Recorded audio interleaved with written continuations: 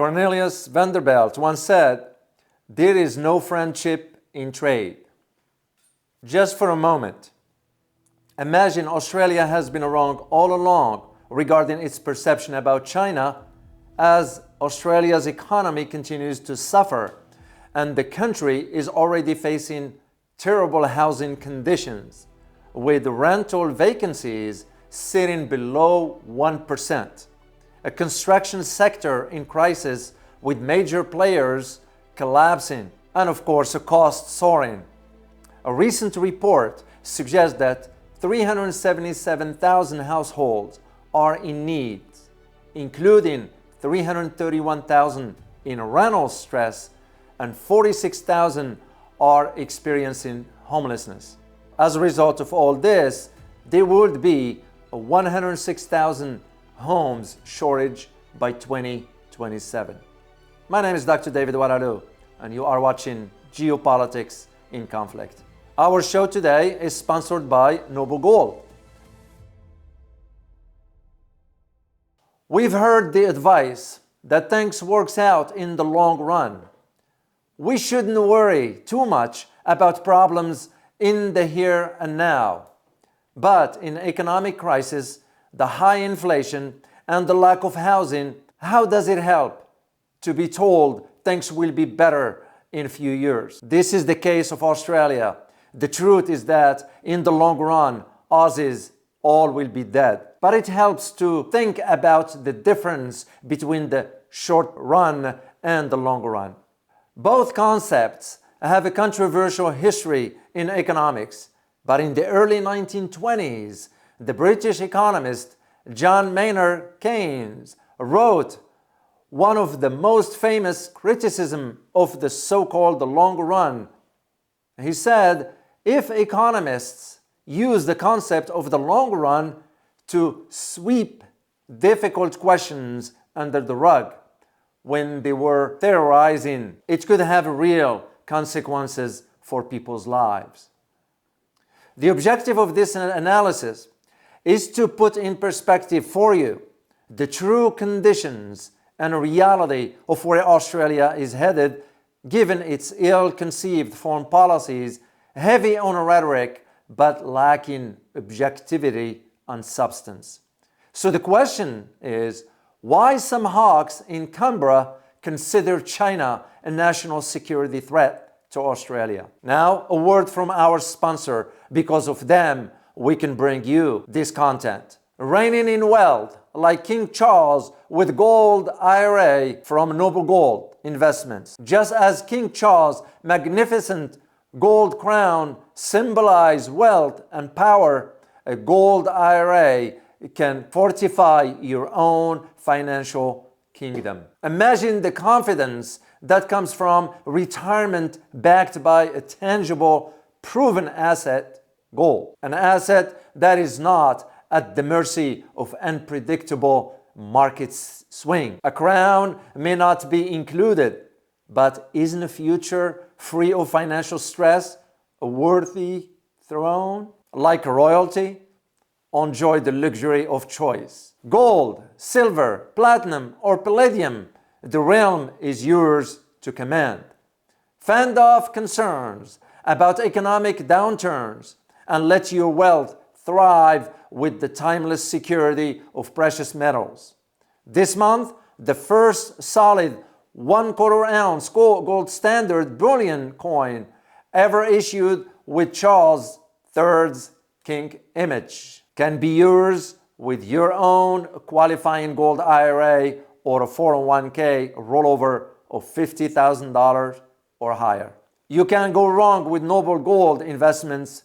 Call Noble Gold Investments at 877-646-5347 to get started, or visit geopoliticsgold.com. That's geopoliticsgold.com.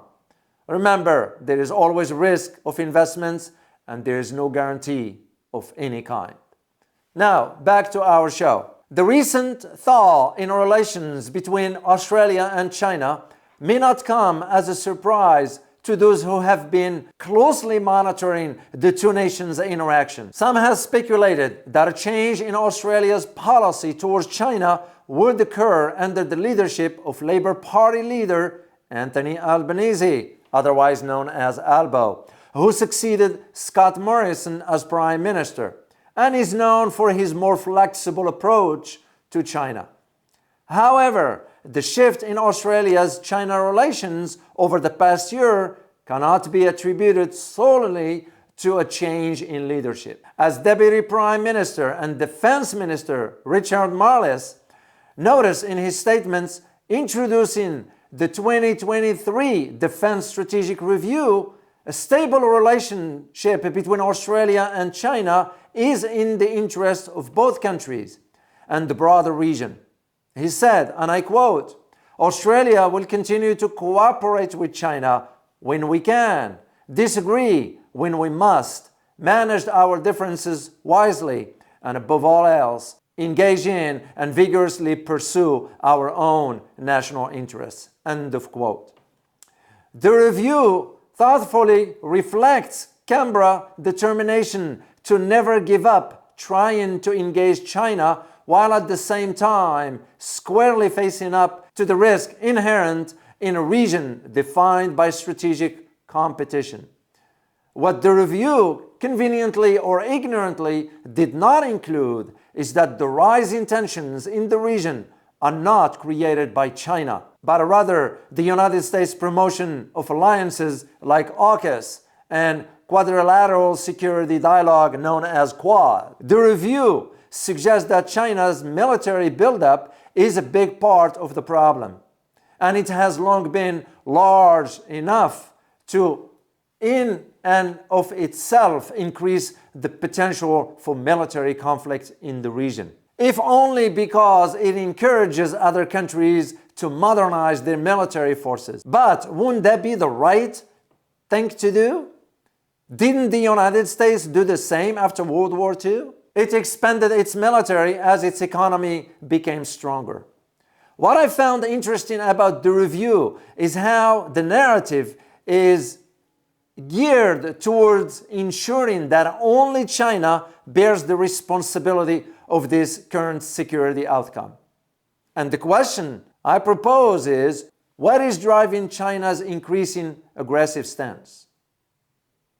Despite its many positive chapters, China's rise is at the core of a tale of discontentment and revenge, and it is a story playing out on a large scale. What's at the heart of the matter is that Australia and the collective West, for that matter, is not willing to accept the new reality of the shifting global order from a unipolar to a multipolar system. The rise of China as global superpower is one of the most significant geopolitical events of the 21st century. Over the past few decades, China has transformed from an impoverished agrarian society into the world's second largest economy, a global military power, and a dominant player in international politics. The premise of the review, which I disagree with, suggests that to most observers of international politics in Asia, it is now clear that China's leaders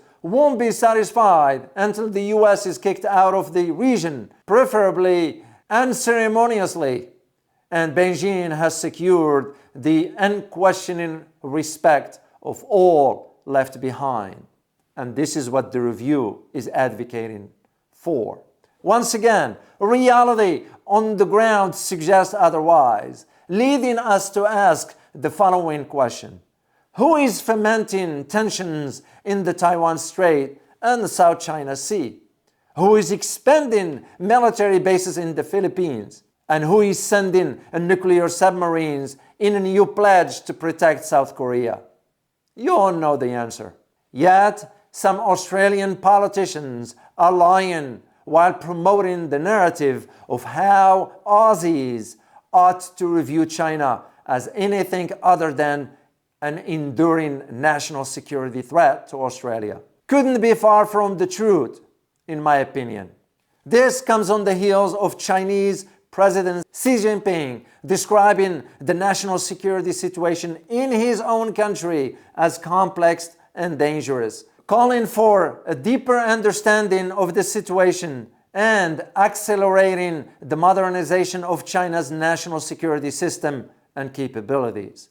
Xi stressed the importance of improving the response to prompt monitoring of national security risks, conducting timely early warning, and eliminating threats through a robust set of measures. The Chinese president also stressed the complexity of magnitude of the national security issues facing China and their increasing significantly, noting that the need to safeguard China's political national security system ensures its territorial integrity and improve security governance. At the same time, China is calling on the US to demonstrate its sincerity, correct its mistakes, and create the necessary conditions and atmosphere for communication, honest debate, mutual respect, and exchange between the two sides. China's effort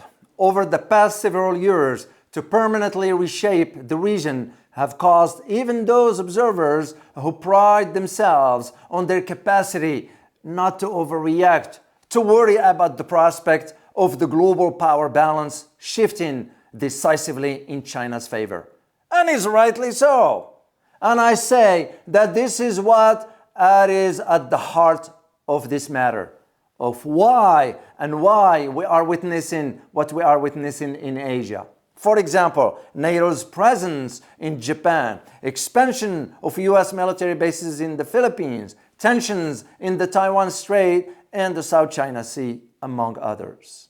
The legacy of hatred and bitterness from Japan's military invasion of China some 8 decades ago hasn't faded with the passing of time. I ask, what would have Australia done if it were the case? Japan never admitted to its atrocities, let alone apologized. Could it be that China is now much prepared to defend itself? Could it be that the new global geopolitical order does not give the upper hand to the West? These are legitimate questions we ought to ask as we place this Australian strategic review under the microscope of the current global geopolitical reality. I must disagree with the statements that says, and I quote here, simply put, China's leaders have less room for maneuver and more power to exert. End of quote. What are Canberra's priorities? Well, for Australia, one of the main motives for wanting to improve ties with China is resolving trade disputes, to revamp its ailing economy. Such trade disputes have cost billions of dollars in losses across a range of Australian industries, including wine, coal, lobster, and beef. While the hopes of many Aussies, or Australians that is, that the Prime Minister Albanese will improve ties with China, he seems to be ordered to do the reverse, and much to the chagrin of Aussies who continue to suffer economically. So here's my conclusion for you. Overall, it is certain that Australia-China relations are much more stable than a year ago. This trend will likely be sustained in the first half of the 2023, this year, as both sides continue to engage and seek to address controversial issues. However, many existing disputes over security, trade, and ideological issues remain unaddressed. To that end, it will not be surprising if these disagreements challenge Australia-China relations in the future. As always, prepare yourself for a changing world order. Till next time. Bye-bye.